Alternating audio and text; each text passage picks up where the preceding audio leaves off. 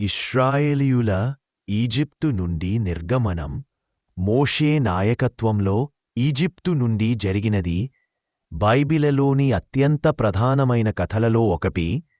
ఇది దేవుడు ఇశ్రాయేలీయులను బానిసత్వం నుండి రక్షించి వాగ్దాన భూమికి ఎలా నడిపించాడో చెబుతుంది. ఈజిప్టులో బానిసత్వం యోసేపు మరియు ఆయన తరము మరణించిన తరువాత యోసేపుని తెలియని ఒక కొత్త ఫరో అధికారంలోకి వచ్చాడు. ఇశ్రాయేలీయులు విస్తారమైన జనముగా మారారు. వారి సంఖ్య పెరుగుతుందని ఫరో భయపడ్డాడు. అతడు వారిని బానిసలుగా మార్చి తన పట్టణాలను కట్టించుకుని వారి జీవితాలను దుర్భరంగా చేశాడు. మోషే చిన్ననాటి జీవితం మరియు పిలుపు మార్తే తన స్వంత కుమారుడిగా పెంచింది. ఒకరోజు పెద్దవాడైన మోషే ఒక ఈజిప్టీయుడు ఒక హెబ్రీ బానిసను కొడుతున్నాడని చూశాడు. కోపంతో మోషే ఆ ఈజిప్టీయుడిని చంపి ఫరో కోపం నుండి తప్పించుకోవడానికి అరణ్యానికి పారిపోయాడు. అక్కడ దేవుడు మండుతున్న ముళ్లగుబ్బలో అతనికి ప్రత్యక్షమై ఈజిప్టుకు తిరిగి వెళ్లి తన ప్రజలను బానిసత్వం నుండి నడిపించమని ఆజ్ఞాపించాడు.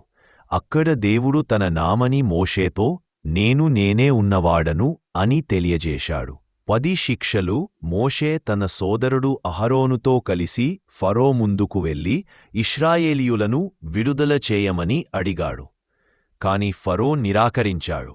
అప్పుడు దేవుడు తన శక్తిని చూపించడానికి మరియు ఫరోను ఒప్పించడానికి ఈజిప్టుపై 10 భయంకరమైన శిక్షలను పంపాడు.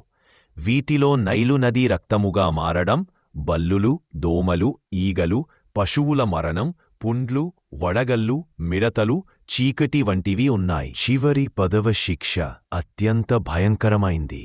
ఈజిప్టులో ప్రతి మొదటి సంతానం మరణించడం. దేవుడు ఇశ్రాయేలీయులకు ఒక కొద్దరపిల్లను బలి చేసి దాని రక్తాన్ని తమ ఇళ్ల తలుపుల పైపాలపై రాసుకోవాలని ఆజ్ఞ ఇచ్చాడు. మరణదూత ఈజిప్టులో సంచరించినప్పుడు ఆ రక్త చిహ్నమున్న ఇళ్లను దాటిపోయి అక్కడ మొదటి సంతానం రక్షింపబడింది. ఈ సంఘటనను యూదులు పస్కా పండుగగా జ్ఞాపకార్థం జరుపుకుంటారు.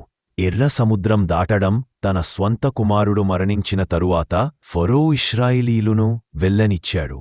కాని త్వరలోనే తన మనసు మార్చుకుని సైన్యంతో వారిని తరుముకున్నాడు. ఇశ్రాయేలీయులు ఎర్ర సముద్రం మరియు ఈజిప్టు సైన్యాల మధ్య చిక్కుకుపోయారు. దేవుని ఆజ్ఞ ప్రకారం మోషే తన దండాన్ని సముద్రపై చాపగా ఉంచగా నీళ్లు విడిపోయి ఒక పొడి మార్గం ఏర్పడింది. ఇశ్రాయేలీయులు దానిని దాటి వెళ్లారు. వారు సురక్షితంగా వెళ్లిన వెంటనే సముద్రపు నీళ్లు తిరిగి చేరి ఈజిప్టు సైన్యాన్ని ముంచివేశాయి. ఈ అద్భుతమైన సంఘటన వారిని పూర్తిగా బానిసత్వం నుండి విముక్తులున చేసింది. వాగ్దాన భూమికి ప్రయాణం తరువాత ఇశ్రాయేలీయులు అరణ్యంలో తమ దీర్ఘమైన ప్రయాణాన్ని వాగ్దాన భూమి వైపు ప్రారంభించారు. ఈ కాలంలో దేవుడు వారికి మన్నా, క్వేలు ఆహారముగా ఇచ్చాడు.